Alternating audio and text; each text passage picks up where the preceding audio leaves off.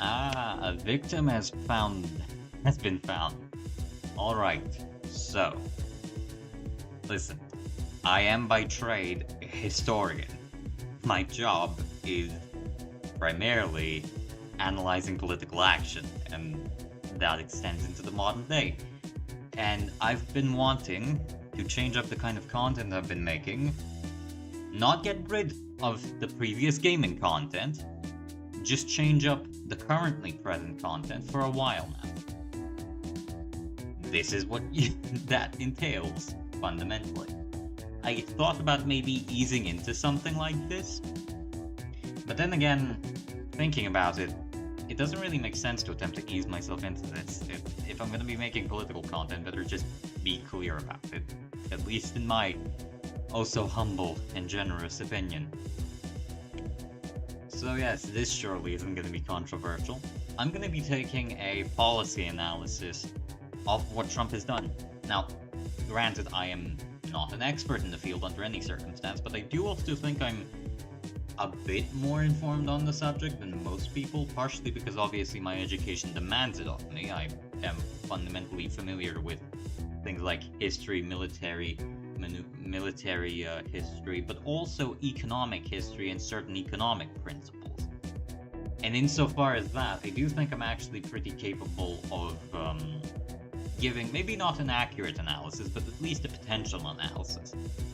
Because what has greatly angered me as of recently, with Men in Black asking questions, yes, maybe, but what I'm trying to currently answer is just the fact that there is just so little qualitative coverage on the entire Trump administration on both sides of the political aisle. Now that's the annoying part. It's not like one side is spazzing out and the other is being mostly objective. Both sides, so both the pro and anti-Trump parties in the US, but also generally in global media, are being very propagandistic. They are not really taking a realistic approach to the current policy decisions that are developing. What the Trump administration wants, what it signals it has wanted at least, because obviously I'm not inside the man's head, I don't know what his ultimate goal is. And rest assured, this is definitely the kind of administration in which he is the final say on anything. Trump isn't a dictator, nor does he have a cult of personality, but it is extremely clear that his is the final word on everything, and that he is the one deciding things behind everything, fundamentally. His underlings do obviously have... Don't say too much. Well, unfortunately, that's the entire stream, and I'm going to be taking a relatively detailed analysis, because I've had a couple of bookmarks, had a couple of... I'm going to bring numbers into this, so you know it's going to be retarded. But, in short, because of the lack of objective coverage, even though Trump is a very headstrong person, and it's extremely clear that his overall personality is quite assertive and that his role in government is extensive, unlike some previous presidents like Barack Obama, who was more than willing to lay back and let his subordinates do a large amount of the actual work of governance. Trump isn't going to do that. But it's also not that he's some kind of madman idiot who is just going to do whatever he wants, gonna act in an irreverent, childish fashion. Nor is it that he doesn't have a plan. Quite the contrary. Trump clearly has a plan. Hell, the plan hasn't changed that much since 2016. However, it's clear that he's gone about in doing his plan, or rather enacting his will, in a much more direct fashion. And that's what I want to actually bring forward. Obviously, from the thumbnail, you could see that the talk here is primarily gonna be about Taiwan, China, and the forward policy decisions that Trumpy Rumpy is gonna do. That is, I hope, immediately evident. But it's also gonna be talk about Europe, it's gonna be talk about a lot of stuff, and it's something I'm willing to take a deeper look at, because a lot of the conversation especially on YouTube, especially amongst online spaces, is both extremely biased. Oh hell nah, the Fed got here, fucking one. Is extremely biased, and it also doesn't really tackle the bigger picture things. You see people, for instance, talk about the fact that Trump is taking an increasingly aggressive foreign policy stance against many European countries, and some news outlets will cover the topic for what is happening day to day a bit, but they don't really talk about what his overall plan was. What they're talking about, my dude. Run, fucking run. They don't really cover the fundamental plans of what he is going to do. Start typing about how much you love Trump right now. They're outside. ICE is waiting for you. But no, yeah, there isn't a lot of objective coverage about what Trump is doing, what his plans are. And some people think that he's literally the savior of mankind. Yeah, that he's literally the savior of mankind. Others are certain that he is the Antichrist incarnate and that he wants to destroy the earth. And, like, let's be real here. He's neither. He's a man, and he has a plan. Whether that plan is good or not, I'll talk about it. I definitely have opinions on the matter. But he's not a demon. He's not a saint. So let's analyze him like a man. Let's analyze what his plans are. Let's do my fucking job for once. Because that is what a historian does, fundamentally. Analyze the data and try to come up with a narrative for it. Granted, we usually do it for things that are a bit older than what is currently happening, but hey, you know, the principles are the same. Methodologically, I'm relatively equipped to deal with the problem. If only I had a functioning brain, then you couldn't fucking get to the end of me. Then I'd be the fucking God King of Earth. But no, you're stuck. Getting unqualified political analysis. That's definitely not gonna be a bad idea. Anyway, I'm gonna stop wasting fucking time and actually get into analysis, for one. Fucking obviously. Alright, hi, this is me. This is the browser that I'm gonna be browsing shit in. And we're gonna be looking at a map, for one. Why are we looking at a map? Don't mind that. Because data is complicated and visualizing it isn't.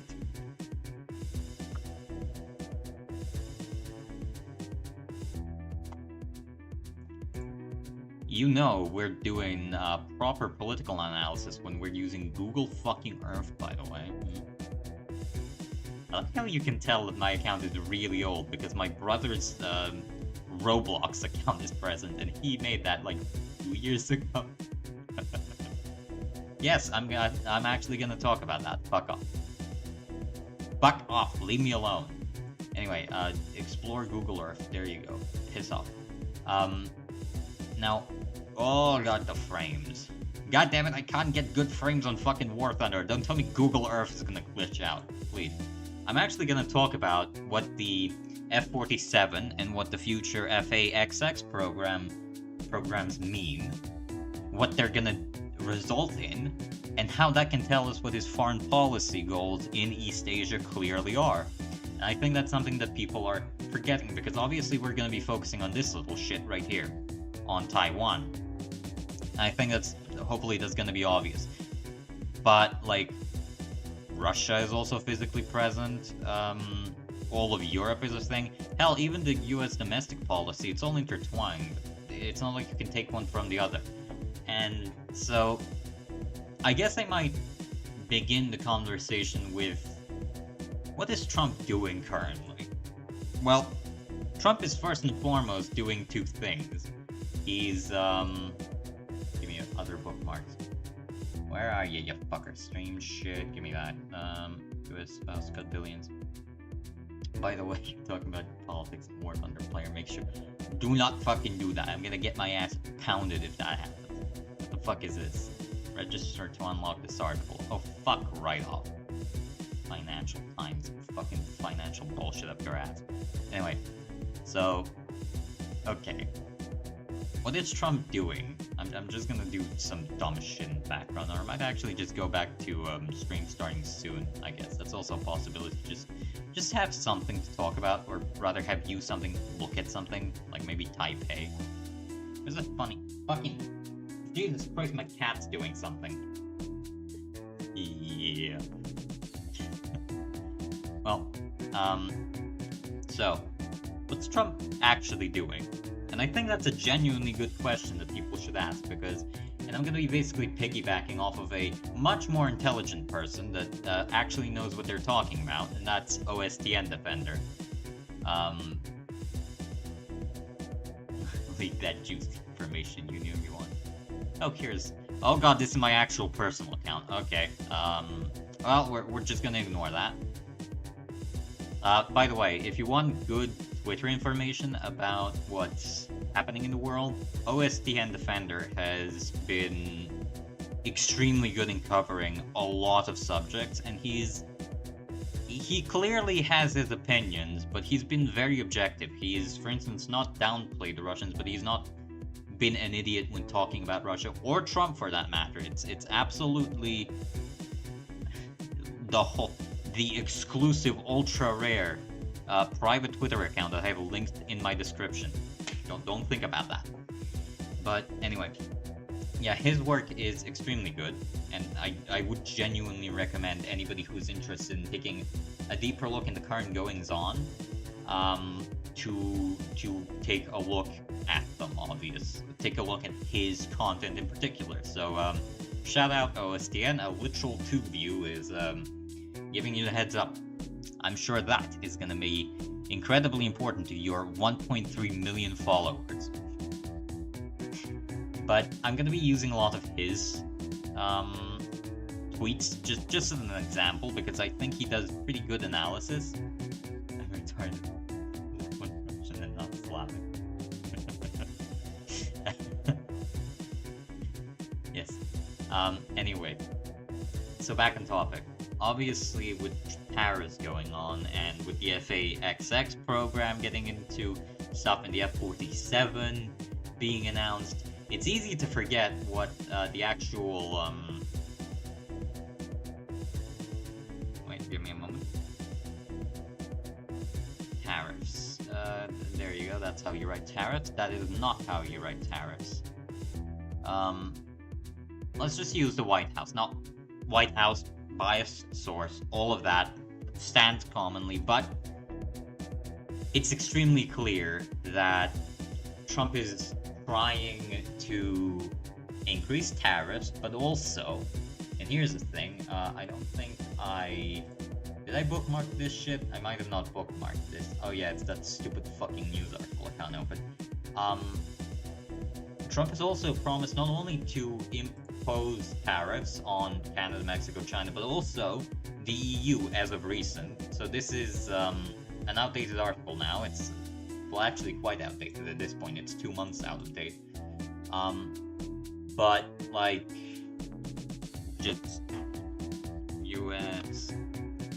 Actually, no, OSTN has some good stuff on this, if you actually look.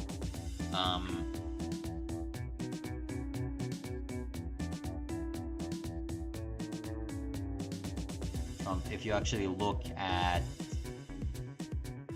his actual personal tweets, because the dumbass does, unfortunately, yeah, I see, fucked up, does actually have a lot of stuff said, and he says a lot of stuff himself, which is terrifying. It's just the follow, visit, Real Donald Trump. Hi, Mr. Real Donald Trump, 44th president. Oh, look, so obviously I'm going to be using this as well, a lot, just because Trumpy Rumpy is very silly and has this fucking clown present for some reason. Anyway, you could see meetings, talks about tariffs, about G7, about all the other kind of stuff you'd expect from him, and I think a lot of people get confused as to why he's enacting tariffs. Oh look, Bosnia is trending in Serbia, and Ramadan, that's good. Anyway, why are people so confused as to what his actions are? Well, most people who actually know him are not confused. Most people who know him know very well what's currently going on. And what's currently going on primarily is Trump has won this election largely and mainly off the back of the fact that he promised to bring the cost of living down. There you go, my brain works. You could physically fucking hear me trying to string together a sentence. Anyway.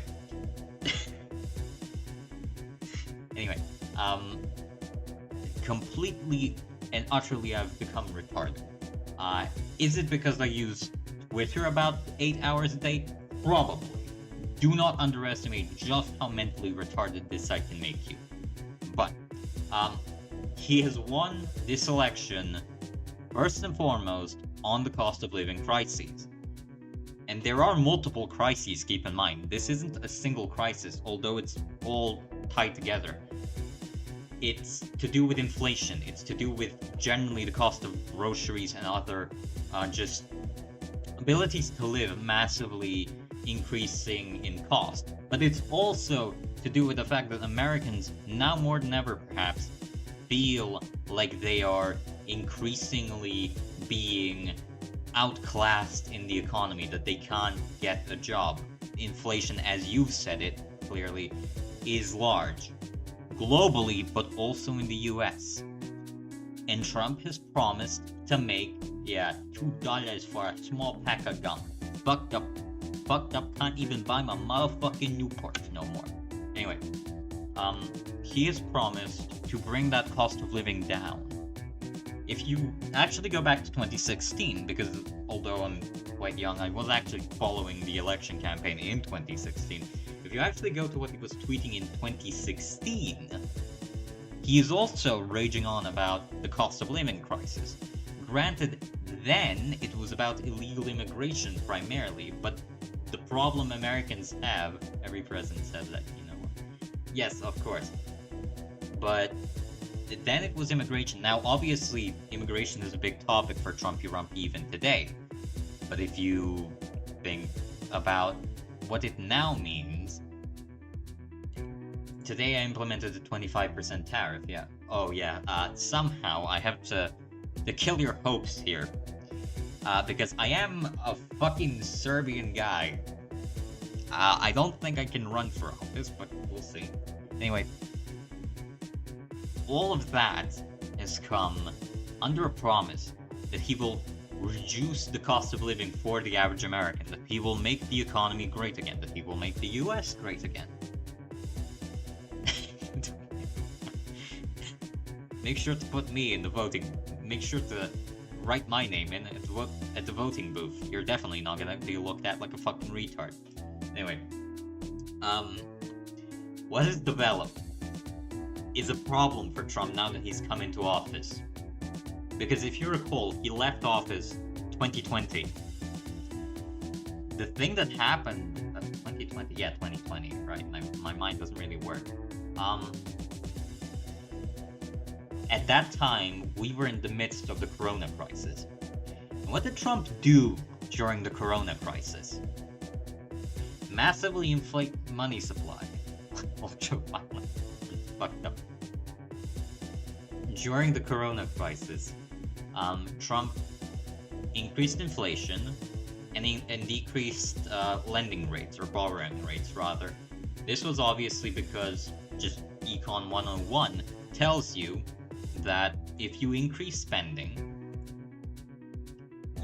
the line go up, the economy goes up. If you increase the amount of money in the economy, i.e. you inflate the amount of money in the economy, which is what inflation means, by the way. It doesn't mean a rise in prices. A rise in prices is a result of inflation, yes, but it's not inflation in and of itself. Inflation is the inflation of the supply of currency. Why do governments inflate money? Well, unless you're Zimbabwe, it's not to pay for basic governmental functions. Most governments know very well that's how you hyperinflate everything to shit and make everything unaffordable. But why do they inflate then? Why do they print money? Because inflation begets investment. If the amount of money you have today is going to be more than what you're gonna have tomorrow, because the overall amount of money is increasing, but the amount of goods and services within the economy is not increasing as a result of the printing, then any individual dollar you have today is going to be worth less tomorrow. That encourages spending. Now, this could be consumer spending, don't get me wrong. Consumer spending being buying cars, iPhones, groceries, various things that the average person does. But the much more important part of spending is that you encourage investments. You encourage large hedge funds and large concentrations of capital to invest in businesses, in money-making ventures, in something that can give a return on profits, a return on investments, something that can fight inflation. That is the point of decreasing the value of money. You are putting a fire under the feet of anybody who wants to save up. You are giving people an incentive. No, actually, believe it or not, I'm not trying to shill shitcoin. Yet. Wait 2 months, we'll see. Oh, coin, let's go. Yes. It encourages spending, and spending makes green lines go up. It makes the S&P 500 go up. Wait, yeah, no, not the 550, 500. Right, S&P 500. If you actually look, for instance, S&P 500, you also have? Yes, you also have the Russell 200, the NASDAQ. All of these are down to shitter, right? I need to make... not doing too fun. We're getting into what he's doing currently, but by encouraging investments, you make the economy grow, and that's what inflation does. So during the Corona crisis, as consumer spending started to plummet, largely because obviously major crises always make reduced spending, as the average person has to take into account, hey shit, this might not actually be good. This stuff might not actually be good. You can actually see that if you're interested. If you go back to 2020, this is what I'm talking about. You see that massive drop in the S&P 500 scale? That was Corona, if you're interested. Also this smaller one, you could see the market is very bearish, it goes up and then whoop. And at that exact point, the administration starts inflating. Why? Well, to increase spending, to make the line go up. You could see the market had a major rally immediately, near immediately after that. Same thing with reducing interest rates. You are making it easier to borrow money, but that money needs to be repaid, so it needs to be either spent or invested. You're taking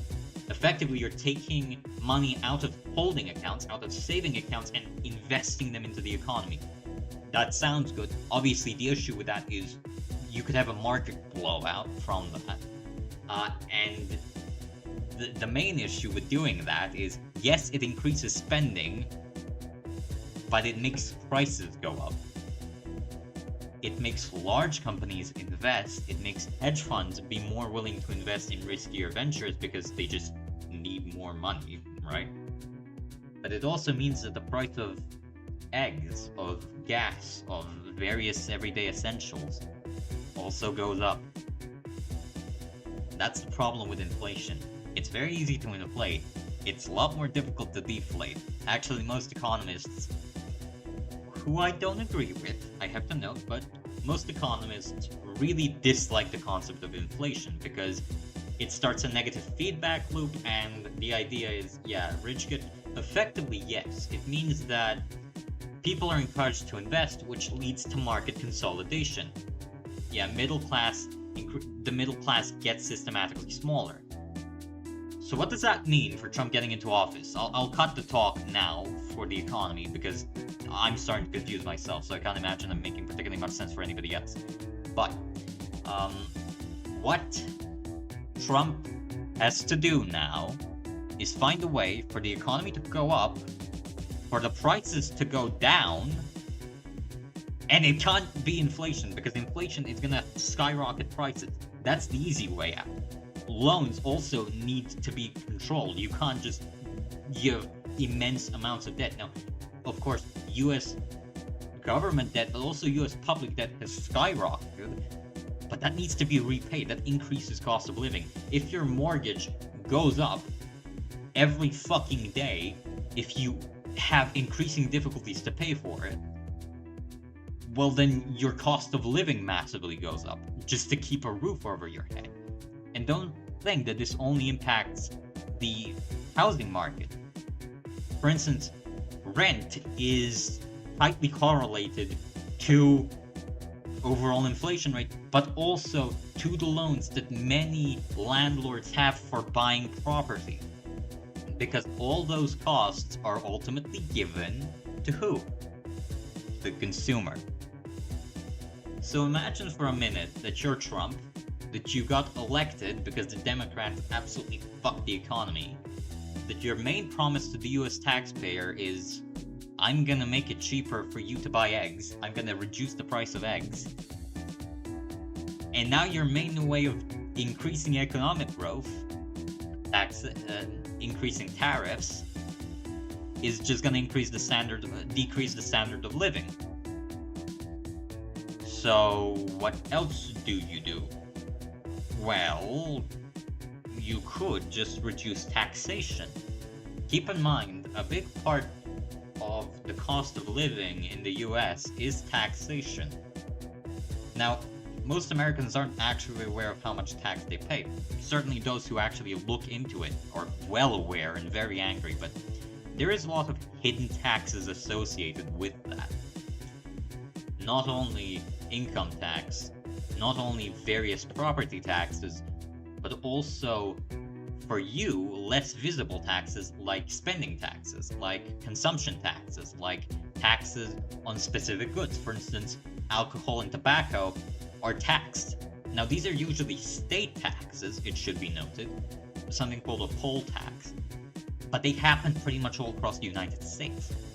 So, if you could reduce taxes, especially federal taxation, you could significantly reduce the cost of living, right? Which you can see if you've been following Trump's election rhetoric and what he was promising. What did he promise? Reducing taxes. No tax on tips, for instance. That's a big thing he made a big deal out of. Why? Well, because a tax on tips disproportionately affects poorer people, because generally service workers are in the bottom brackets of earners, right? So reducing taxes on tips, i.e. effectively increasing how much money they get to take home, disproportionately helps poorer people, which Trump's voter base is disproportionately poorer than the Democratic voter base, although it would be inaccurate to reasonably attempt to make a class analysis of that. Like, Trump has support in pretty much any wealth category. Same with the Democrats. It's just generally Republicans have always benefited from the rural working age male, generally, whilst Democrats, historically speaking, have always catered more towards urban individuals and also individuals on governmental benefits, because they've generally been willing to increase them. So that's the main way Trump has actually envisioned to get the cost of living down. First and foremost, by reducing taxation. Now, that is actually a really good idea. That is genuinely extremely effective. It means that people have more to spend. It increases economic spend. It increases economic consumption, which makes green line go up. Obviously, S&P 500 fucking amazing, right? But there's a problem to it. If you decrease taxes, you directly decrease governmental revenue, right? Money has to come somewhere. And so how do you get money without taxation? Well, For a government, that's borrowing. That is taking on debt. It could be governmental debt. It could even be intra-governmental debt. Yes, US government agencies owe each other money. It's fucking amazing. Once you actually start looking into it, it's comedic. What? It's insane once you actually look at. Well, actually, I'll go.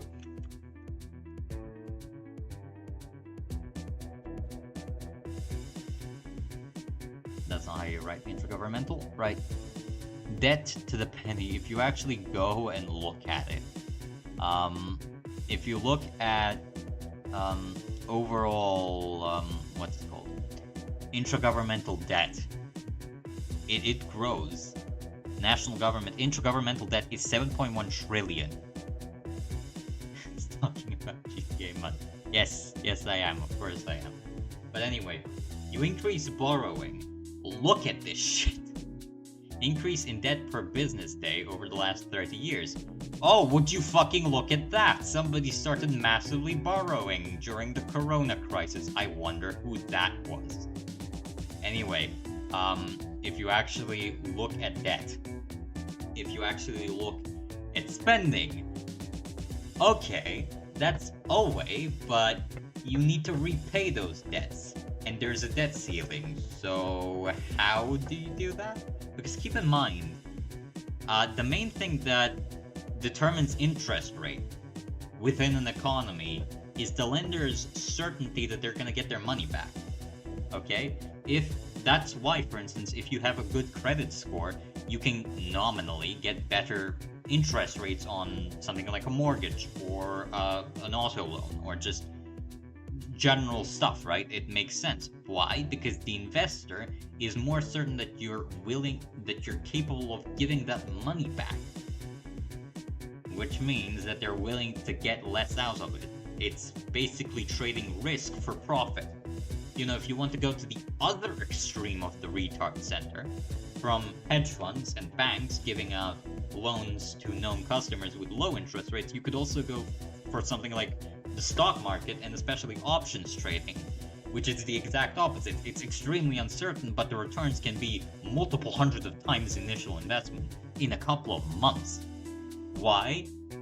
Because you're just about as likely, if not significantly more likely, to end up fucking broke and homeless if you do that than if you didn't.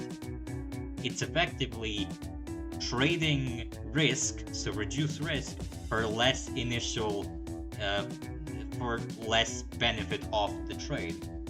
Makes everything super complicated for people. No idea how things. It's partially that, but the issue is, if you start borrowing more and more, people are gonna start asking for more and more money back. For instance, Germany can borrow at comedically low rates. Like, the interest rates at which the German government can borrow are sub 1% something. So depending on the loan, obviously, it massively matters what you're actually taking out and for what reason.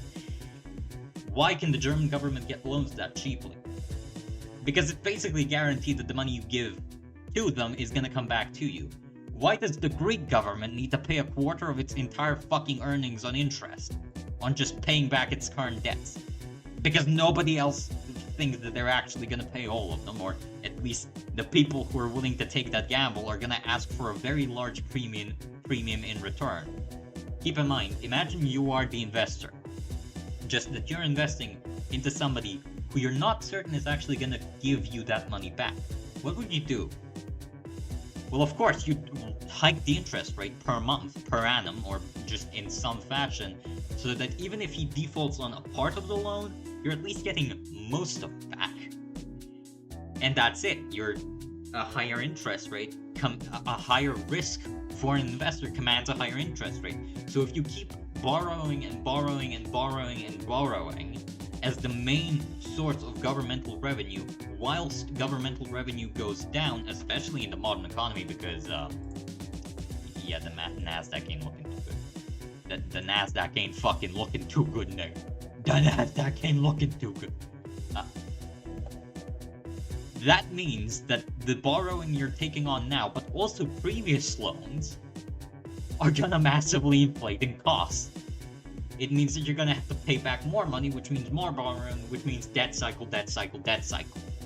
So okay, if we're willing to take a gamble that Trump isn't trying to ruin the US and is actually trying to, make the government be more lean and efficient, really you need to find some other source of income other than borrowing and inflation, because inflation shoots you in the foot because you obviously make it more expensive for the average American to just exist. But also, you fuck the economy. And borrowing is not an option because that's just gonna trigger a debt cycle, and a particularly vicious one because the economy already isn't doing too well, and if investors are increasingly uncertain about the US, it's likely they're not gonna invest too much. Granted, this is a temporary market downturn because the Nasdaq is gonna go up. Like, if you think that this is the beginning of an economic crisis, it might be, but more than likely it's gonna go up gradually as people get more comfortable with overall spending. Give me a minute, I need to do something.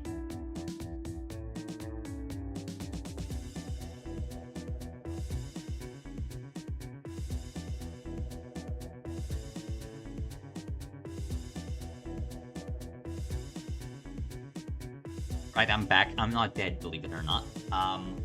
So, you can't get more money through borrowing. You can't print more money because of inflation. How do you get more money then? Because the US government needs money. Especially because you're cutting taxes. So you can't increase taxes. You're decreasing taxes, which is decreasing US governmental revenue. You can't print more money to cover the difference.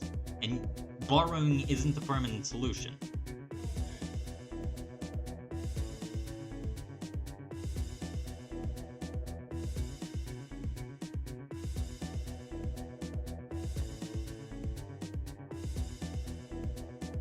So, what is the solution to our problem? How are you gonna get out of this rather sticky situation? The answer Trump has come up with is tariffs.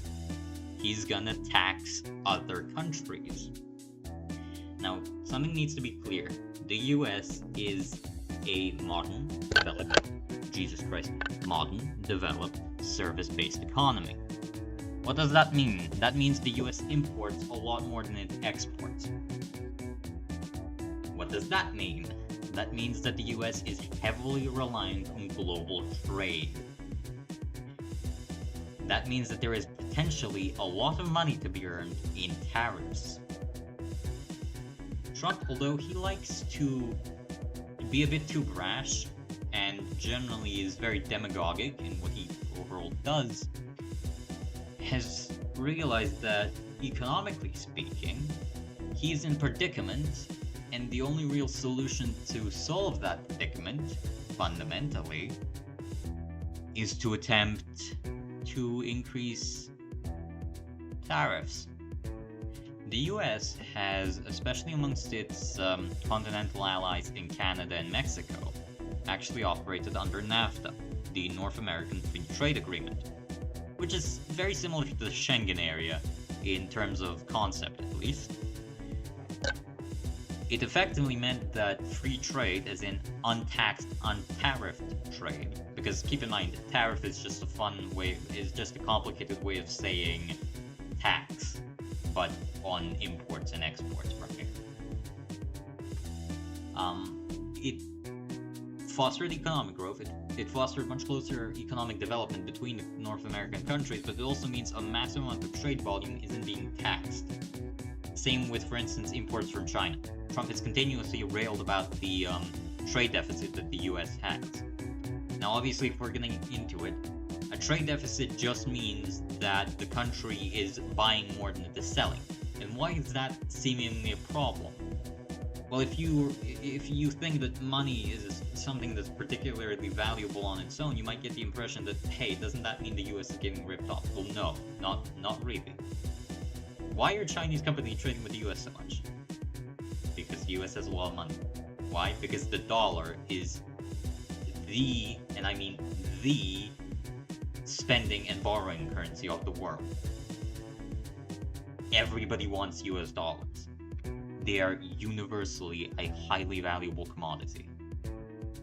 So when you talk about a US-China trade deficit, realistically what you're talking about is that Americans are buying cheap Chinese products, primarily consumer electronics, building materials, and simple, relatively simple materials, because most advanced manufacturing is still done in the US, except not really, as in only recently did it start being like that. And China is pretty competitive even for those products, because China is actually heavily against organized labor. And oh Jesus fucking Christ, I just realized I'm getting into another tangent. Okay, maybe I'm gonna talk about Chinese economic policy and how they're being fucked over in about 20 minutes, realistically speaking. But Jesus fucking Christ. But yeah, I'm just trying to give an example. The trade deficit just means the Chinese want US dollars and they're buying US dollars in exchange for goods and services, fundamentally, primarily goods, not really that many services. Services, actually, the US is a major provider of international service. I'm not getting into it. Basically, the way that Trump is trying to make up for the spending deficit is tariffs. He is announcing like 25% tariffs on fucking everything. He's announcing 10% from China. Energy have a 10% lower. He's trying to get trade, US trade. Even here, you see, they're talking about a trade deficit of $1 million, or $1 trillion. Well, what's a trade deficit? Well, it just means countries want money and the US has money, so they're willing to get it. It's a trade deficit is not necessarily a negative thing, despite what some people think. It's absolutely not necessarily bad, but it's a large source of income that the US hasn't really tapped as an economic model. It's used tariffs. The US has imposed tariffs on other countries, but it has done so primarily, and I do mean primarily currently, first and foremost, within the purviews of protecting domestic economic interests, not necessarily through taxation, which is what you're seeing. And this is why Trump is enacting harsh tariffs even on people who you'd think would be US allies, so diplomatically it's quite damaging to attempt to tax them heavily, like, for instance, Canada, Mexico, but also the European Union. Why? Well, because these aren't diplomatic tariffs. These are attempting to make up for shortfall in expected governmental revenue. That is the primary interest of these methods. That is why Trump is increasing tariffs. Is it diplomatic? Obviously it's diplomatic. Obviously it's political. But fundamentally, when you see stuff, especially for instance, because I think the US has enacted export tariffs, so not only import tariffs, so tariffs on import goods, but also export tariffs. Why? Because money. Because money. That is why. No. And anybody who thinks that Trump is enacting tariffs just because he's some dumb dipshit who thinks that will magically save the US economy, is not just not being honest first and foremost with themselves. Secondarily is not being honest with everybody else. Because actually, historically speaking, protectionist tariffs, especially steep protectionist tariffs, make a particularly fragile market. For instance, you could see that with US automotive manufacturers up until the 70s. What happened was that the US had extremely steep tariffs pretty much since the birth of the US auto industry on all automotive vehicles brought into the US. You had to pay massive tariffs on them. What this meant was that effectively US manufacturers didn't have to compete with the rest of the world, they only had to compete with each other in the US market. This led to the Lanyards, effectively, so like station wagons and just massive sedans being developed in the US because fuel prices were extremely cheap and they didn't need to compete for space, for efficiency, comfort. and horsepower were the two main things selling US vehicles at the time. Unlike in Europe, for instance, where cost and space are very important, because Europe is a physically much smaller space. Having a ginormous fucking car in Europe is difficult, especially in post-war Europe. And also, just fuel prices in Europe have always been historically significantly higher than in the US. That meant that a specific kind of absolutely ginormous, highly fuel efficient, but extremely comfortable vehicle developed in the US that was completely isolated on that market. They really didn't export any of them. They were for domestic consumption, but nobody was importing anything just because of the cost. Then when the fuel crisis hit in the 70s and the malaise started to become a problem, you start to see a massive collapse of the US automotive market, and a big part of that is also a relaxed tariff policy between automotive manufacturers. This is really the first time you start to see large numbers of Japanese and European vehicles enter the US auto market. Why am I talking about automotive history here? What's that got to do with anything? Well, what I'm trying to show is that overly aggressive, or rather extremely aggressive, protectionist tariffs are not actually particularly economically beneficial. They make the markets that are being protected inefficient, which not only slows domestic growth and makes them less competitive. Products are less efficient, they're less beneficial for the actual end consumer, and they're usually more expensive than they otherwise would be because it decreases competition, and the main way you get under competition is by undercutting the vehicle cost. I'm not getting into it. But it also means that you retard your market in... Okay, I need to make something clear. Retard as in make it less competitive, not a slur way, just that's the actual term used for it, okay? Okay, we clear with that? You retard your market in relation to global markets.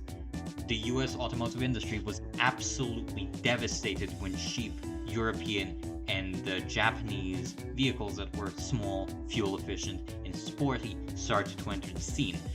US consumers liked those vehicles, and it took nearly a decade for the US automotive industry to get back on its feet and start producing this new kind of vehicle.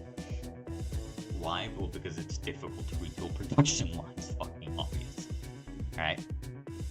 It's difficult. What I'm trying to say is, if raw economic growth long term is your benefit, massive high intensity tariffs are not the way to go. So why is Trump doing tariffs? Well, obviously because the point isn't necessarily to protect US domestic manufacturing, although it's definitely partially that. The main point is to make up for a shortfall in governmental revenue that will go into effect if the Trump administration actually reduces taxation. And they've reduced taxes a bit as of recent, but fundamentally, the kind of tax cuts they want are going to be majorly impacting the budget, which means they need to decrease spending. They really do need to decrease spending or increase revenue. And now that I've talked about him trying to use tariffs as a way of increasing revenue, let's see how he's trying to decrease revenue. And you can see that with this dog shit, not this dog shit, the Doge government, Department of Government Efficiency, there you go, that. This mistake of a fucking program is called Doge. It's the Department of Governmental Efficiency. Oxymoronic term if there ever fucking was one, but, you know, let's just fucking ignore that. What you're starting to see from Doge, from basically everybody else, from them cutting spending in pretty much every capacity you could think of, from them cutting US aid, from them cutting US spending in certain governmental sectors, from them absolutely sacking many governmental positions and offices. What's that point? What's that for? Decreasing spending. You can increase income, or you can decrease spending, or you can do both, which the Trump administration is currently doing. But it's a lot more difficult to decrease spending, because it's generally highly unpopular. So, for instance, even though the Trump administration has heavily hit many U.S. governmental agencies, you are starting to see what are the governmental agencies primarily being hit from Doge's activities. Well, they're really not welfare, which is a lot of what governmental interest is. Granted, there is obviously stuff like, for instance, the fact that they're basically getting rid of the Department of Education, which is a major money sink. That is the decreased spending. Is it inefficient? Yes. Is the Department of Education objectively not doing a very good job?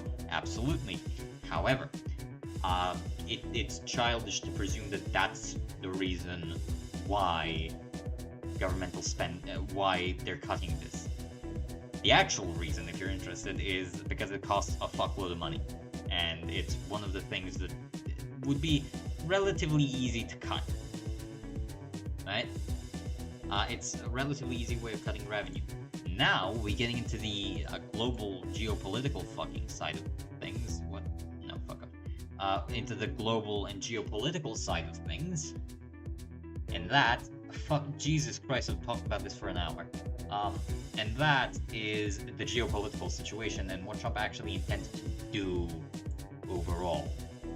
If you're interested, reset to North, retard. If you're interested in what he intends to do, fuck off layers, shut the fuck up, I don't care. If you actually are interested in what the geopolitical spending is, well, you might have heard that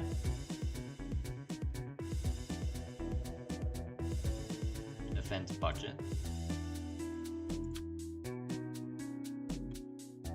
reduction. There you go.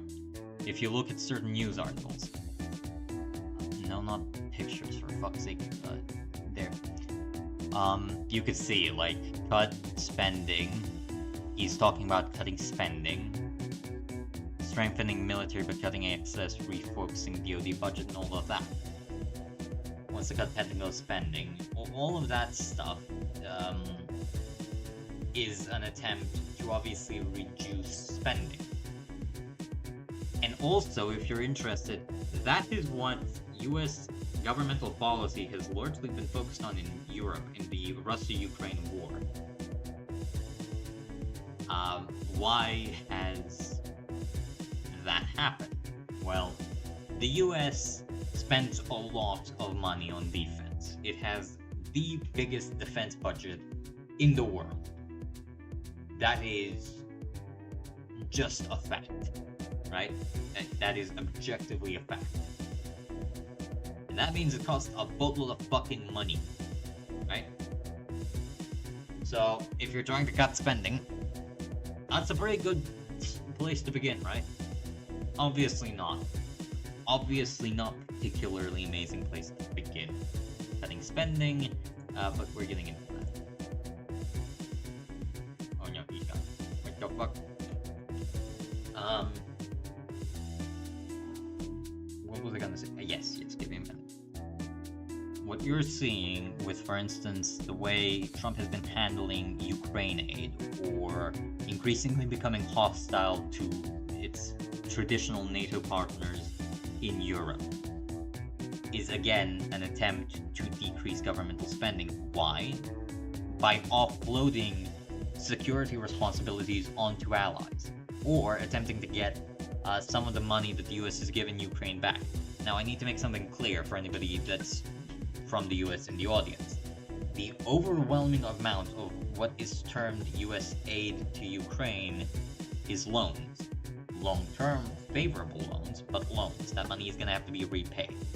Ukraine has gotten extraordinarily little, relatively, for genuinely free within the US, from the US.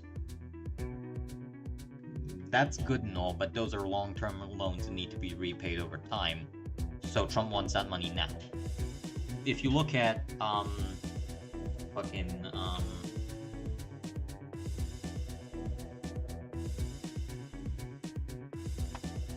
the Ukraine mineral deal. Why does Trump want the Ukraine mineral deal so desperately? Well, the main reason is that would make $500 billion appear out of nowhere.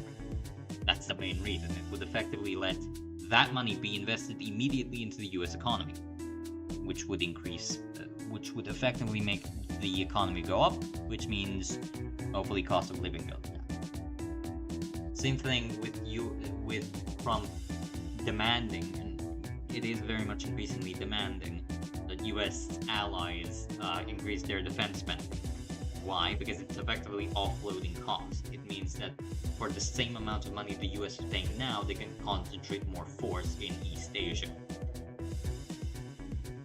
All of that really isn't groundbreaking analysis, really isn't particularly earth-shattering to begin with. What I'm trying to say is, the US defense cuts, the increasingly hostile attitude towards its nominal allies, the increasingly hostile attitude towards other powers, are not diplomatic short-sightedness, are not warmongering, are not attempts from Trump to genuinely expand US territories, although I don't think he's not interested in doing so.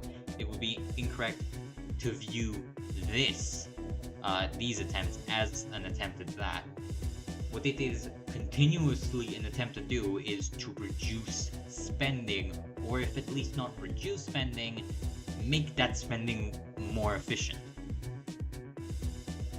Why? So that the US cost of living can go down by lowering taxation, which is a reasonable point. And so that brings us to World War III. Yes, only an hour in, and I've finally talked about the thing in the top thumbnail. In the increasingly heated diplomatic situation that the world is finding itself in, that is increasingly starting to look like a prelude to a world war, it might seem entirely insane to be betraying your allies and to be cutting defense spending so that you can reduce taxation. And the answer to if that's an insane idea is yeah, it is. And here's the fun part of this stream. What Trump is trying to do, the election promises he made, the decrease in defense spending, all the other stuff you would expect for him to be attempting to do, are fine. They are actually beneficial to the US economy, and they will directly help a ton of people. What they're not doing is helping the US prepare for a very possible rising storm. I really don't want to sound like a warmonger, or like a doom bringer, or like a prophet trying to foretell the end of time. I'm not trying to do that. But the simple case is, US defense spending is going down. The US is attempting to reduce defense spending. In an environment where China has, if you're actually paying attention, been acting increasingly aggressively towards Taiwan. The general diplomatic maneuvering that Trump has done with his allies, with attempting to make Europe pay for its own defense, with attempting to pull the US out of Europe, with the absolutely psychotic thing that Trump did with Russia, which was effectively just giving Russia a free hand in all of Europe. Not only promising to basically let Russia take Ukraine, but also to go back to the Warsaw fucking Pact borders. So everything east of Germany, effectively. That fell through, obviously. It really had no chance of ever going through, but we can talk about that later. These are all attempts to reduce spending. These are all attempts specifically to offload defense spending, in this case, at least in my opinion, onto Russia. Trump is not stupid. He is not a child. He knows that the Chinese are acting increasingly aggressively, that they are increasingly interested in taking Taiwan, and that the defense spending cuts he's making is only going to make the prospect of invading Taiwan more attractive for China. It's extremely clear that that is something that the US administration is worried about. And I think that underhanded deal they signed in Riyadh, the deal that would basically have sold all of Europe out to Russia, was an attempt to effectively solve three problems with one easy fell swoop. It would have reduced US defense spending in Europe, at least in his mind, because Trump probably doesn't understand that Putin isn't going to stop in Kiev. He's not going to stop in Poland and in Warsaw. He's not going to stop in Berlin. He's not going to stop in Paris. He's not even going to stop in London. He's going to keep going as far as he can, and he's going to push as much as he can, because the US fundamentally is a security threat to Russia, because Russia wants to conquer the fucking universe. But in Trump's mind, it would have won over Putin. It would have stopped the immediate spending necessity of supporting Ukraine in an extremely expensive war. It would have meant that Europe wouldn't have, at least in his mind probably, that Europe wouldn't be threatened by Russia anymore, so that the US wouldn't have to deploy troops there. And also, it could potentially win Russia as an ally against China. Now, in the West, it's easy to think that Russia-China relations are ultimately good. And a superficial view of those things might suggest that the Russians and Chinese are stalwart allies. The reality is that the quote-unquote alliance, and I don't like using that term and I don't think it's realistic, but that the cooperation that Russia and China are currently doing is very much a marriage of convenience. The Chinese and Russians have continuously fought over their influence in East Asia. China ultimately pretty much wants all of East Asia for itself. It wants to be a global power. Russia, conversely, also wants to expand its influence, and you can see that, for instance, with closer cooperation with North Korea, an attempt to basically fuck over the Chinese and win leverage. Same with Mongolia, same with Kazakhstan, for instance. These are all intents of undermining Chinese attempts to gain power in the region.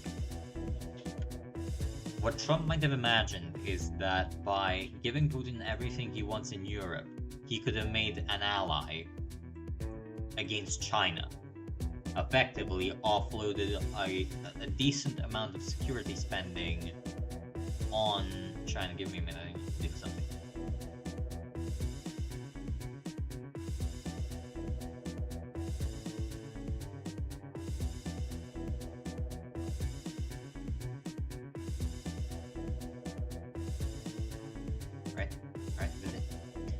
Effectively an attempt to again make the US defense budget more worthwhile, because now they would be supported by Russia.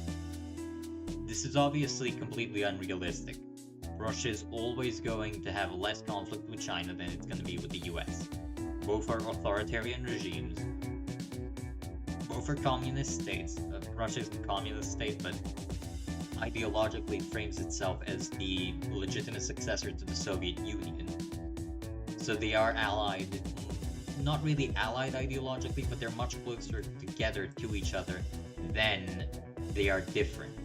Russia is much more similar to China than it is to the US ideologically. And they're always going to see the US as a primary threat, not each other.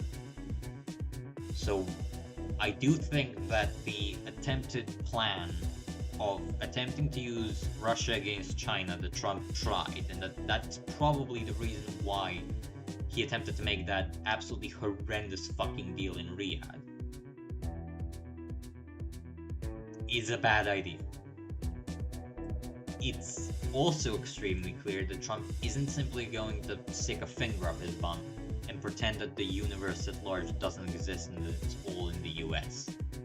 That all of reality exists within these borders. Obviously not. For instance, with stuff like the F-47. With stuff like... fuck off. With stuff like, fucking Jesus Christ. With stuff like Trump awarding a major contract to Boeing to build 6th generation fighters and to replace other things, with the FAXX program. The FAXX program also getting increasingly realistic. These are all attempts to counter China, but they're attempts to do so in a cost-effective manner. Realistically speaking, that is what you're trying to, that is not what you're trying to, that is what you are seeing here. It's an attempt by the Trump administration to effectively counter China, but to do so in a cost-effective fashion, to reduce US defense spending. And once you start looking at it through this perspective, through this lens of what the US administration ultimately wants to do, not the fact that it's somehow childishly attempting to pretend that the rest of the universe doesn't exist, and that it just hates its allies, but the fact that it's trying to make its allies pay more for their own defense, trying to make the Russians allies against the Chinese, trying to do all of this stuff, is an attempt to both keep the US being internationally dominant, internationally powerful, a threat to China, and to dissuade Chinese aggression against Taiwan. Because I do still think Taiwan is an absolute US red line. If the Chinese go into an invasion of Taiwan, the US will retaliate. I fundamentally think that the Trump administration is not willing to genuinely give up Taiwan. Because if Taiwan falls, then the entire defense ring that the US has built from the Philippines, going into Taiwan, then into Okinawa, don't forget, Nagano is one of the largest US bases in all of East Asia.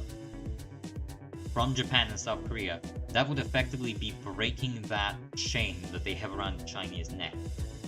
That would put China into an immensely powerful situation. And if they get a free hand in Taiwan, they will act in South Korea, they will act in Japan. They will not stop.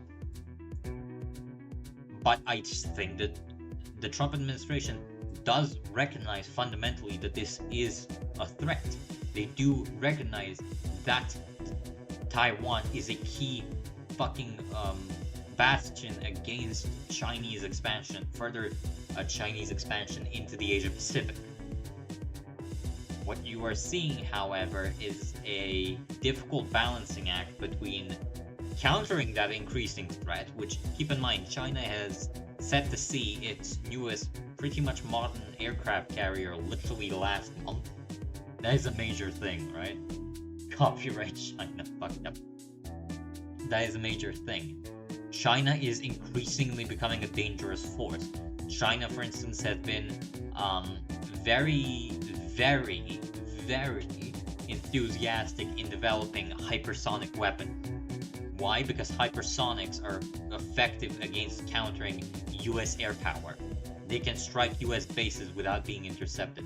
They're difficult to intercept. They are effective against the US, which means the US needs to spend more money to defend East Asia, to keep its influence in East Asia. And by the way, the US needs to defend East Asia not just because it's effectively the best way to stop China, because if Taiwan or East Asia, China, if any of these countries fall, that doesn't just mean that all of East Asia is lost to the US. That means that US territories, because keep in mind, Guam is a US territory. Guam isn't some small place, it has a lot of people, but it's legally US territory. The Northern Marianas are legally US territory. The Hawaii is US territory. China isn't just going to stop in Japan. China isn't going to stop in the Philippines. China is going to keep going. China is going to eventually attack US territory if it's given a free hand, if it thinks the US won't defend it. And the Trump administration fundamentally, with projects like the F-47, with projects like the FAXX program, is attempting to counter that by developing these hyper-advanced new systems that the Chinese are not capable of easily responding to, that the Chinese are not easily capable of ignoring. But also it has to do that on a decreased budget, on trying to decrease spending. And really, it's that balancing act, that attempt to have your cake and eat it too, to remain dominant, to remain powerful in the global stage, but to do so at a reduced cost, at reduced spending. That is what the Trump administration has to do effectively. And that is a very difficult balancing.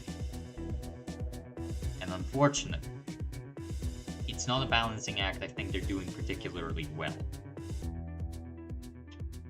I'm gonna get into why I think that, but here you go. An hour and 11 minutes in, I've actually gotten to the fucking point of what I was trying to say. Trump isn't a child. Trump isn't a coward. Trump isn't an idiot. But Trump has promised an extremely difficult promise to keep. He needs to cut the cost of living in the US, whilst in a time of diplomatic danger, keeping the US powerful globally. Is that possible? I'm not sure. Certainly Trump knows that much better than I did. Much better than I do. Much better than I will ever do. But I can't imagine it's a particularly easy task to accomplish. By all accounts, the Trump administration is in for a hell of a ride, and the next 4 years are gonna have to see a major reshuffle. That is in large part why US diplomatic relations have gone down the shitter, why the US is acting so comedically erratically. Not because Trump is an idiot, or because Trump hates Europe, or whatever other reasons some opponents of Trump have, but because to accomplish the goals that that the US is finding itself in, to effectively have your cake and eat it too, requires major radical action. You saw that with the Riyadh agreements, the attempt to bring Russia on board with the US. That wasn't childish, stupid thinking that Putin is a real good guy, or that Trump personally likes Putin, although I think he does, at least on some level, like Putin. That is an attempt to majorly reshuffle US alliances, and by that attempt to accomplish that impossible goal. If the US can threaten China with Russia, if it can threaten China with other ways than just increasing its budget, it can cut spending. If it can cut military spending. You see that with the FAXX program. Instead of ramping up F-35 production or getting some other systems, the US is attempting to put these hyper-advanced fighter jets into the battle space, into the Chinese area of dominance, or at least what could be a Chinese area of dominance, so that they can threaten China with something that they cannot respond to. The point of the FAXX, the NGAD, now it's called the F-47, isn't that it's some ultra mega super duper dogfight. Isn't that it's the best thing ever. Isn't that it carries enough missiles to fight God. The point of these advanced 6th generation fighters is that they act within the combat environment of others. They act in combination with 5th and 4th generation fighters, with the F-15EX. Some people seem very confused as to what the F-15EX is. It's not an attempt to make the F-15 somehow even better, or to put a 50-year-old aircraft in frontline service again. It's an attempt to put the F-15 as a useful tool in the new arsenal that the US is building. What's the new arsenal the US is building? Well, it's an attempt to breach Chinese defenses effectively. What I want to explain here is that the F-15EX is just a small cog in a massive machine. The modern combat environment is not one in which individual aircraft or individual systems do anything particularly.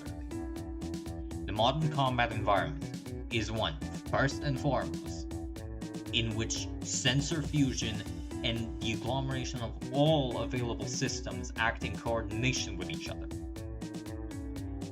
The FAXX, the NGAD, these are aircraft that are supposed to operate in extremely dangerous airspace, flying over Taiwan, flying into Chinese territory, flying where the Chinese want to shoot everything down, giving information, striking targets, but also much more importantly, giving sensor and data information to linebacker aircraft. These are aircraft on large, long distances at standoff range. These are aircraft flying around Guam. These are aircraft flying deep inside Japanese airspace. These are F-15Es, EXs. Aircraft that are capable of carrying a vast number of extremely long-range missiles that can use the sensor data the FAXX, the NGAD provides in these extremely dangerous airspaces around this region to shoot down Chinese targets. They can be ground, they can be air targets, they can even be strategic structures, for instance, trying to hit dams and other major waterworks or infrastructure centers or stuff like that. These are a combined system. None of these aircraft are meant to function independently. These are not F-4 Phantoms that are supposed to be multi-role aircraft doing everything under the sun.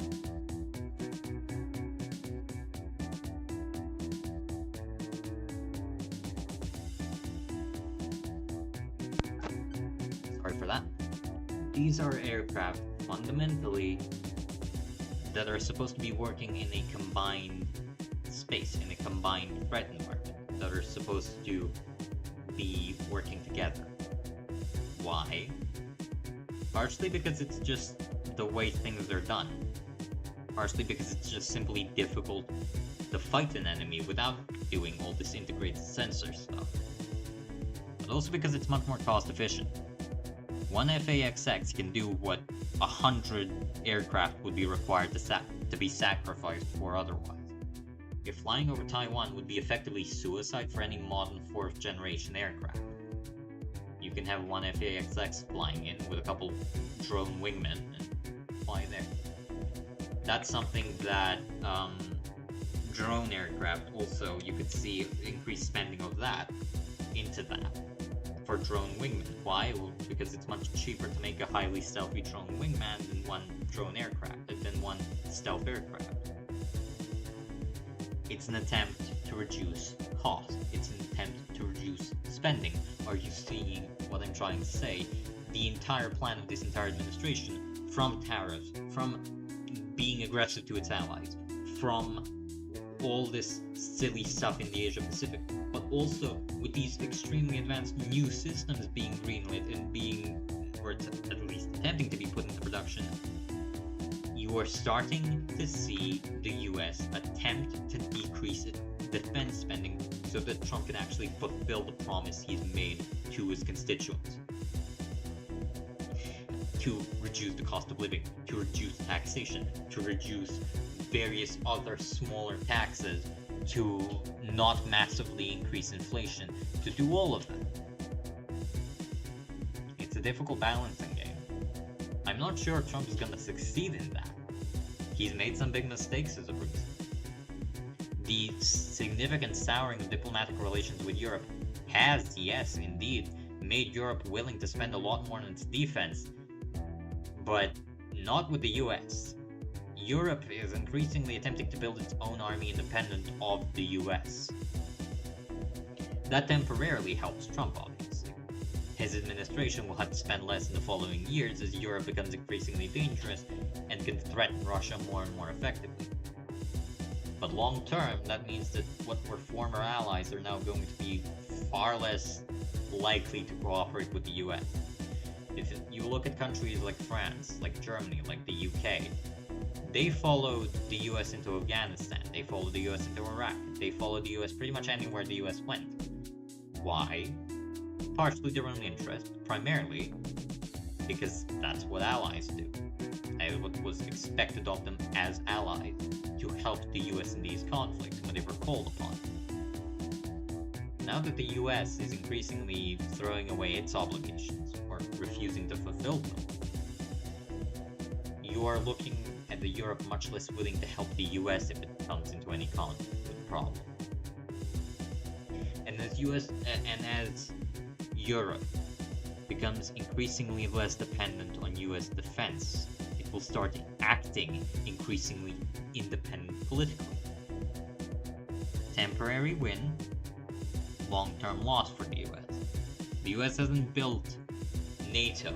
It hasn't built these multi-decade national relations with many European countries because the US is just such a good country and their heart is just so big and pounding and they just want to save the world against the evil communists.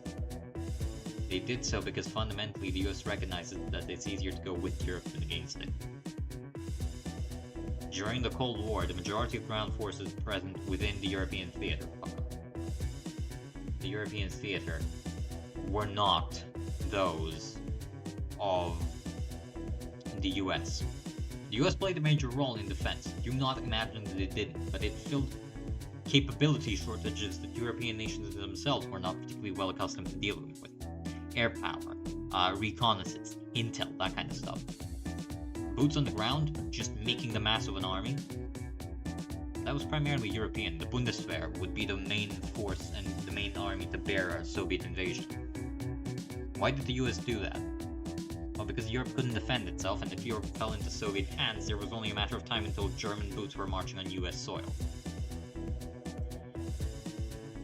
By not necessarily breaking, but certainly by shattering confidence in the US as a security guarantor and as an ally within NATO, the US is effectively going to find itself increasingly diplomatically isolated, and that means it's going to have to ramp up defense spending even more.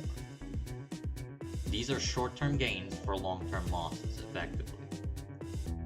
Are they going to be suicidal? No, it's not. I'm not trying to say that the UK is going to fire nuclear missiles and try to retake its former colonies. That's just not realistic. What I am, however, saying is that a US without Europe, short-term is yes, a US that pays less money, but long-term is a diplomatically less powerful state. It's a state that will increasingly have to spend more of its resources to keep its current global position. And the Trump administration clearly isn't intending to back down. It isn't intending to forfeit its global position. It's not attempting to become diplomatically irrelevant.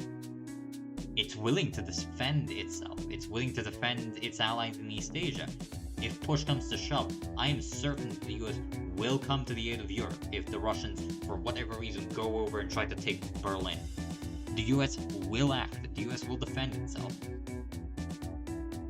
But long-term, allies can bear a lot of the burden against Russia, against China, against many other places. Attempting to get short-term leverage and money out of them is something that only works once. You can even see it in, for instance, let's just take a look at, I don't know,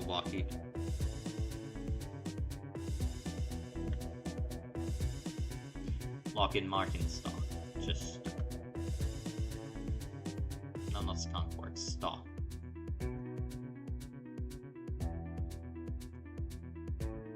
You could see it's not looking pretty. It's the past month has been very difficult for Lockheed. Granted, they were on a bit of a downward spiral, but you can see when he starts making these retorts, it's going down. It's a quarter down since the past 6 months, but even just within the last month, it's lost a lot of value.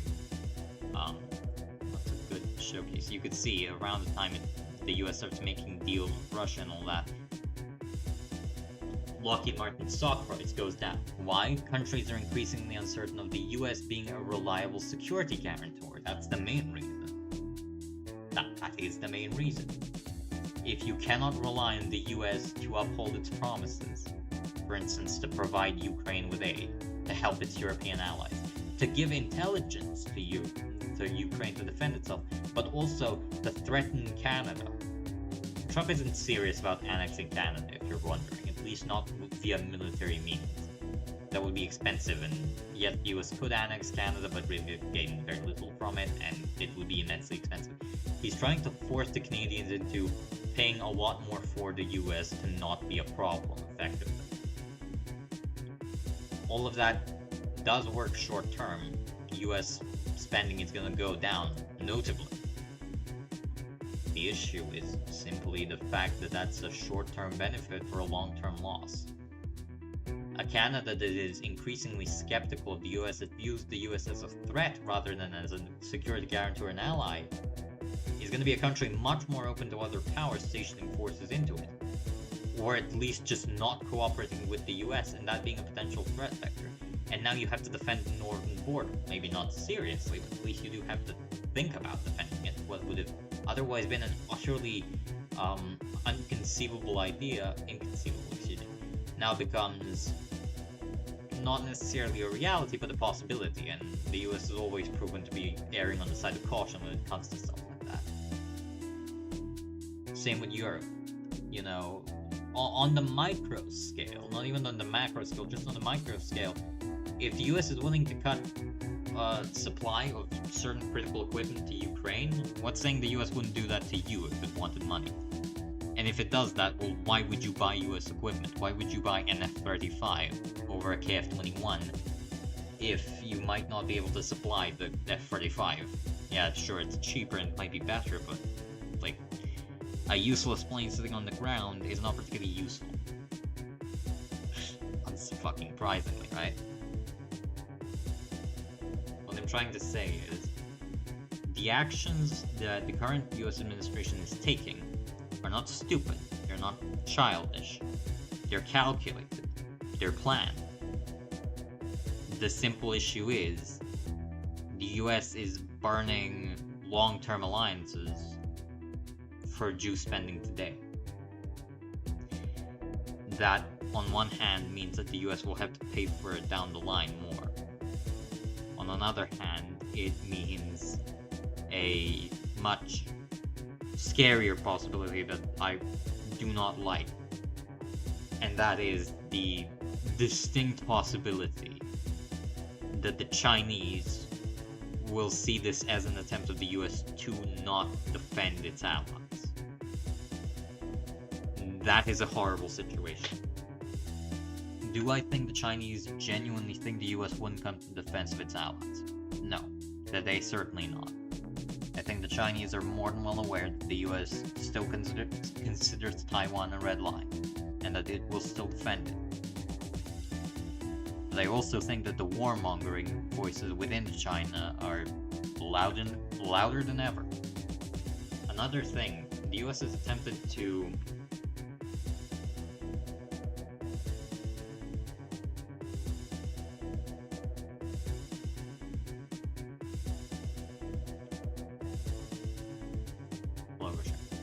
you can see news about them slowing down and getting rid of a major ammunition production plant within Oklahoma. Why is that? Because Trump is willing to spend on Because Trump is willing to spend on things like the FAXX program, because they're individually expensive, but they do the job of what would otherwise be required of hundreds of aircraft. Simply put, they're an economically reasonable choice. But what's the US trying to cut down in defense spending on? Well, it's clearly not high-end equipment. So what is it trying to cut defense spending on? Primarily stockpiles. Artillery stockpiles by closing down munitions plants. Likely they're going to try downsizing certain elements of the army, a way of viewing the increasing segregation of transgender and other gender-fluid personnel from the US Army, but also from generally US Armed Forces in general, is maybe an attempt to sideline people they disagree with politically, and also people who, by their own admission, are dangerous. They are not. They are not. I wouldn't say sound of mind. They're just not particularly people who should be in a high-stress situation. If you're not certain of who you are gender-wise, it's likely you're not going to be particularly certain of what happens in a firefight. So these are genuine reasons why these people shouldn't be in fighting positions. I'm not against that. But also, it would be childish to ignore the reality that this is probably also an attempt to cut personnel count and thusly cut defense spending. Again, these are just my opinions. These are just what I think is trying to be done, and what the plan currently is, and what the US is trying to accomplish with all these goals it's currently doing to attempt, at least temporarily, to get more revenue without having to increase taxes, to attempt to decrease taxation whilst not having to give up its diplomatic position, to do all these things. The problem is the short-term benefits that the US is gaining from this are ultimately hurting it in the long run.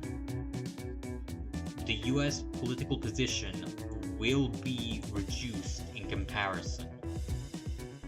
The US will objectively be worse off tomorrow for the things it's doing today.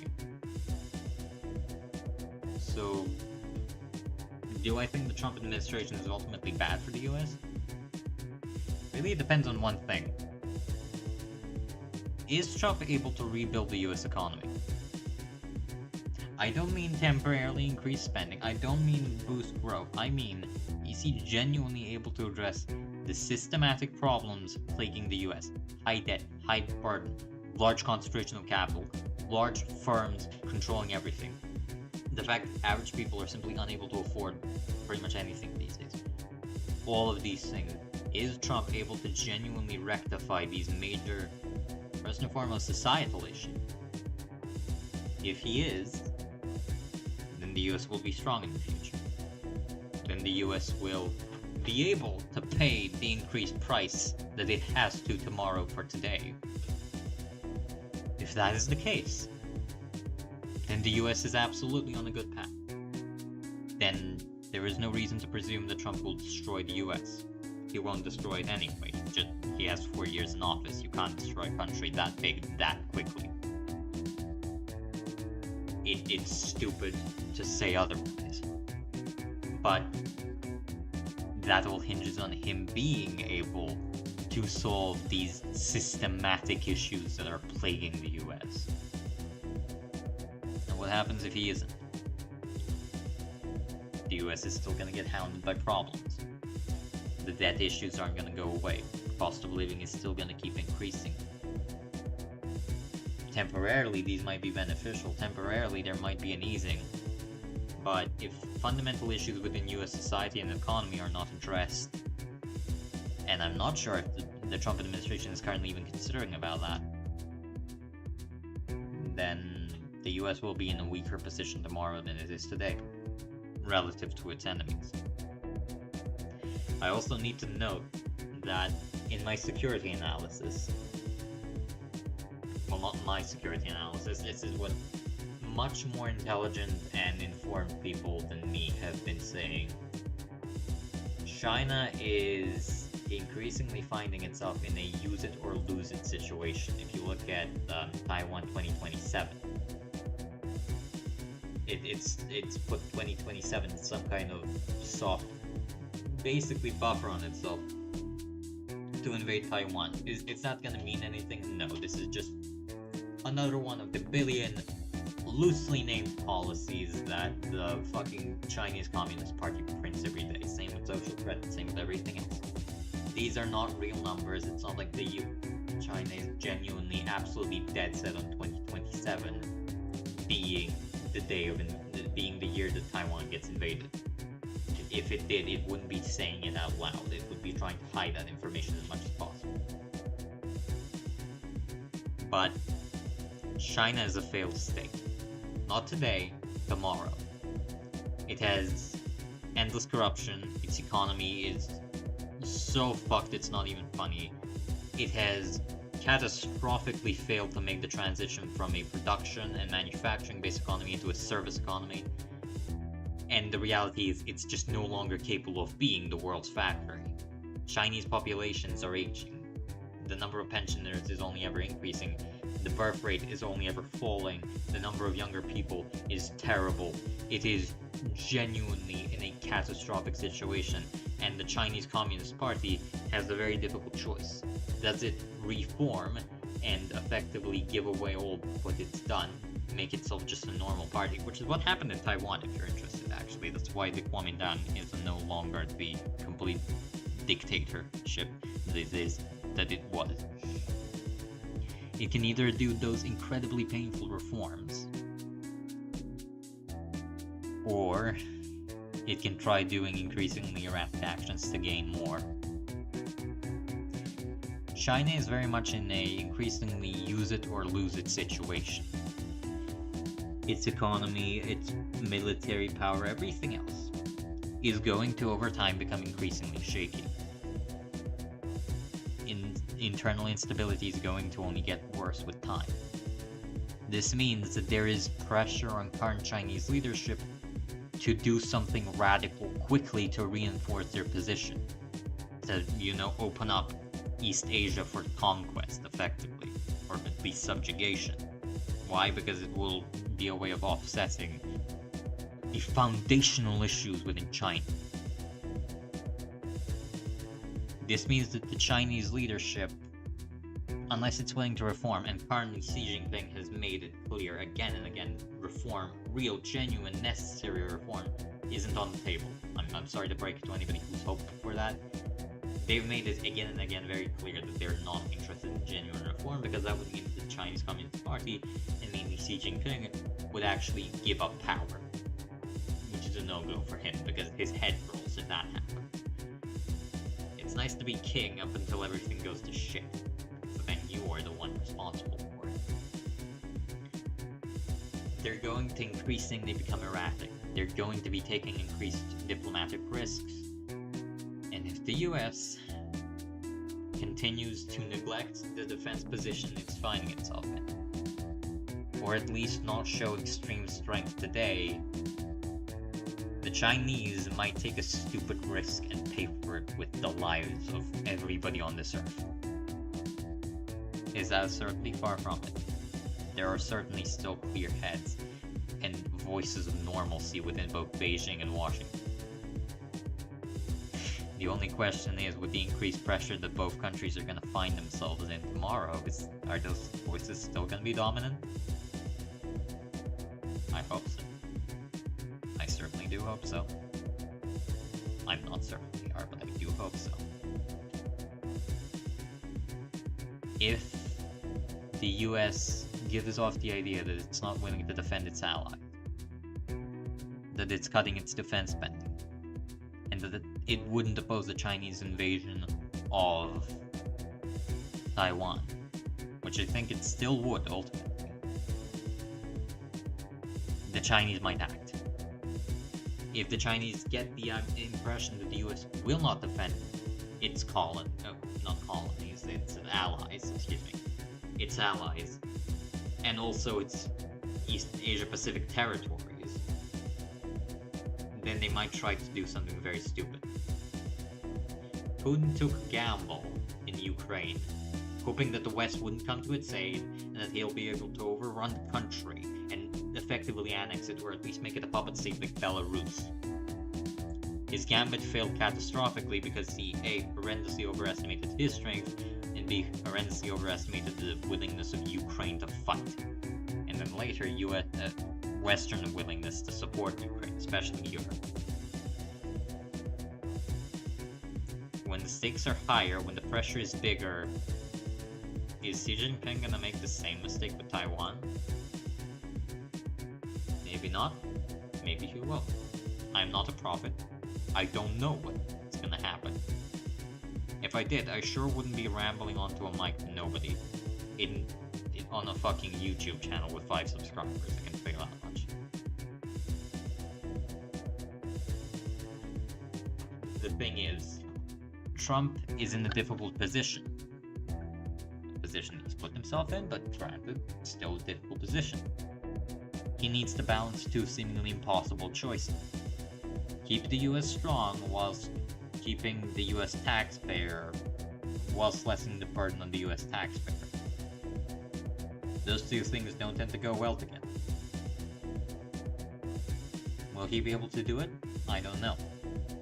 It's certain that the actions, at least I'm certain that the actions he is taking today are caustic towards the future of the youth. But that's not to say that his administration will be ultimately some kind of nightmare fuel for every following US administration. If his administration is capable of genuinely addressing the fundamental problems that the US is finding itself into, not just the temporary issues like eggs being too high or some dumb shit like that, but actually address the fundamental problems within both US society and economy and government, or at least if follow-up administrations are capable of doing so, then the US can weather this storm. Then we, at large in the world, might be safe. Then things might be good. I'm not sure that's the case. I'm not trying to be a warlock or a prophet of doom or anything. I don't like Trump. On a personal level, I think he's incredibly up his ass. I don't like what he's currently doing, but I also recognize that it's not a uncalculated decision. And I also am aware that he has a lot more information than I do, and that these are probably risks he is willing to take. I'm not going to say that he is the Antichrist, but I'm not going to say he's a saint. What I am going to say is that the fate of the world, unfortunately, very much is in his hands currently. And how things develop in the US, in the East, in the Asia Pacific, in Europe, and everything else is going to be heavily dependent on what he decides. If he makes the right choices, we might be in for a very nice time. All of this tension might dissipate. The threats of world war, I'm not getting banned for that. I don't like either. If you're interested, I think that both sides are genuinely awful, and I'd rather that somebody please made them actually behave like human beings against each other. But like, if he can genuinely address the problems the US is facing, genuinely reduce the problems that the world is facing, then I hope all my predictions are completely wrong. Then I hope that everything I say today was just the schizophrenic ramblings of a scared grandmother. And I really do genuinely hope for the best, and that Trump is genuinely able to accomplish solving the problems of the US, and that the world at large manages to solve its problems. Lord knows I live in a fucking country with an active separatist problem that is currently burning itself to the ground in mass protests. I, first amongst everyone here, I think, short of maybe someone in Kiev, am really hoping that things go back to being fucking normal. But I'm scared.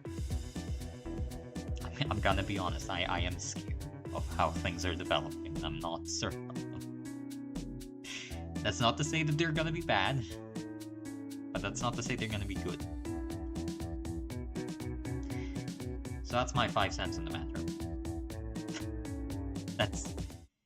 That's really what I have to say. Maybe if I was smarter, I could sleep more comfortably. Maybe if I had more information, I could make an informed call on a lot more than just the broad strokes of it. Maybe if I was more capable of seeing the patterns currently developing, I could tell you where things would go. Maybe. But honestly, I don't think anybody on this earth knows exactly what's going to happen in the following years. Not me, not Putin, not Xi Jinping, not Trump, not anybody really. Fate has always made a fool of us all. I only hope to God it's made a fool of me on this call and not on another.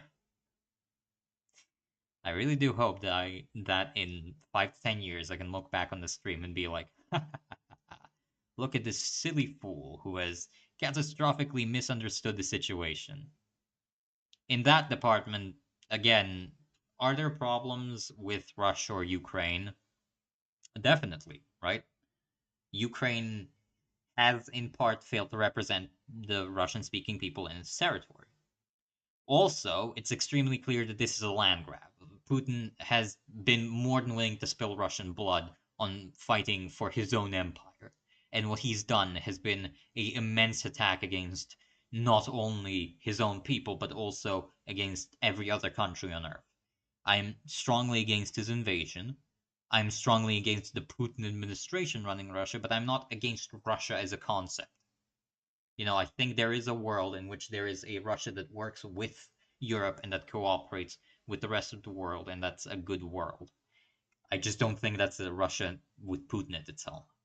And I do think that the current war in Ukraine is a terrible crime against mankind. Does that mean that the Ukrainians are entirely guiltless in in the entire thing? Absolutely not. There's more than enough footage to show the Ukrainians do not like the Russians and are willing to kill Russian soldiers that have surrendered, or not treat the wounded, or even at times attempt to target not necessarily civilians, but definitely put civilians at risk by targeting Russian strategic infrastructure. These are not good things. Nor is Ukraine being in a defensive war somehow saying that it's okay for them to do that. However, it's also childish to claim that Ukraine is somehow the aggressor or that they have a moral imperative to surrender. Putin, much like Xi Jinping, is a dictator. And dictatorships put their countries in difficult situations. I really hope that there would be a strong, well developed Russia that will work with the rest of the world, that will not see the rest of the world as its enemies, and that can finally help bring about a genuinely. Jesus Christ, man. What the fuck? I genuinely do hope that there will be beneficial things and that all of this fucked up. And that this will all not boil over, that this will all calm down and that you know, things will be more normal. But that's my 2 cents on the matter, and that's my entirely unqualified opinion. Fun fact, next week I might do this again, and I'll probably focus on my own country, because Serbia has been in a very interesting situation. I hope I didn't sound too much like a scared grandmother throughout all this. And yeah, hope you have a nice time, Herlenes. That's nice to hear. Anyway, see ya. Or something. I don't know. Bye.